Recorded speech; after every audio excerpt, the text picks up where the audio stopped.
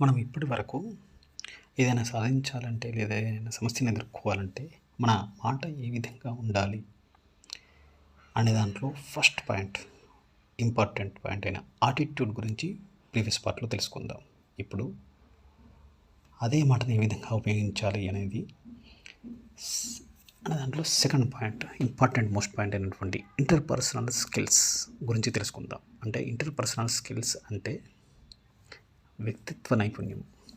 అంటే మన మాట అనేది ఏ విధంగా ఉండాలంటే, నొప్పించక తానవ్వక తప్పించుకు తిరుగువాడు ధన్యుడు సుమతి అనే సామెత మనం సొంటి శతకంలో వినే ఉండాం. నొప్పించక అంటే మనం ఏదైనా సమస్య వచ్చినప్పుడు లేదా ఎవరైనా అన్నప్పుడు మనలో మనమేమి బాధపడాల్సిన పని లేదు. That will cause mental health, మానసిక ఆరోగ్యాన్ని ఎఫెక్ట్ చేస్తుంది. అదేవిధంగా ఎక్కువ రోజులు ఎక్కువ నెలల పాటు దాన్ని సస్టైన్ చేసినప్పుడు అది ఫిజికల్ హెల్త్ను కూడా ఎఫెక్ట్ చేస్తుంది. కాబట్టి మనము దానికి నొచ్చుకోవాల్సిన పని లేదు. అట్లా అని చెప్పి అగ్రెసివ్గా వాళ్ళ మీద విరుచుకుపడాల్సిన అవసరం లేదు, లేదా సమస్య మీద విరుచుకుపడాల్సిన అవసరం లేదు. అంటే ఫస్ట్ రూట్ అవసరం లేదు. ఒక సోర్స్ నుంచి డెస్టినేషన్కి వెళ్ళాలంటే సెకండ్ రూట్ ఉంటుంది, ఫస్ట్ రూట్ ఉంటుంది, సెకండ్ రూట్ ఉంటుంది. ఈ కేసులో మనము ఈ ఇంటర్పర్సనల్ స్కిల్ మనం ఏం చేయాలంటే we should take the third root, that is called out of box thinking. అంటే సమస్యను ఒక విభిన్న కోణంలో చూడడం నేర్చుకోవాలి. ఏ విధంగా? ఇంకా సింపుల్గా చెప్పాలంటే, మన మీద కోపంగా రియాక్ట్ అయ్యారు అవతల వాళ్ళు, అప్పుడు మన మాట ఈ విధంగా ఉండాలి.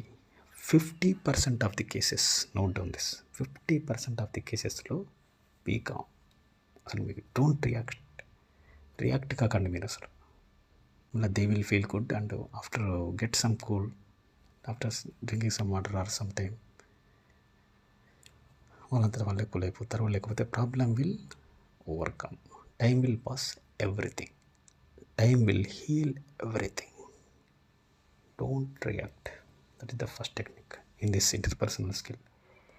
సెకండ్ టెక్నిక్ ఏంటంటే, we should talk in a neutral tone. Neutral tone అంటే మనం ఎప్పుడు కూడా మనం ఏం మాట్లాడుతున్నాం అనేది మాత్రమే కాకుండా ఇంపార్టెంట్. రియాక్ట్ అయ్యేటప్పుడు ఏ విధంగా రియాక్ట్ అవుతున్నాం. ఫర్ ఎగ్జాంపుల్, అది నాకు వద్దు అని మీరు చెప్పాలనుకున్నారు. సింపుల్గా అది నాకు వద్దు అని కోపంగా చెప్పచ్చు. ఏముందిలే, నాకు అవసరం లేదులే, నేను మేనేజ్ చేసుకుంటా చెప్పింది. This is called simple. Should use different words with not raising the tone, lowering your tone also, that is important.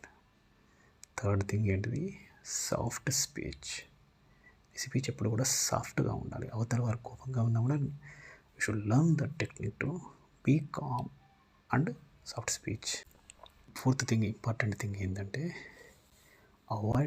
Avoid conflict.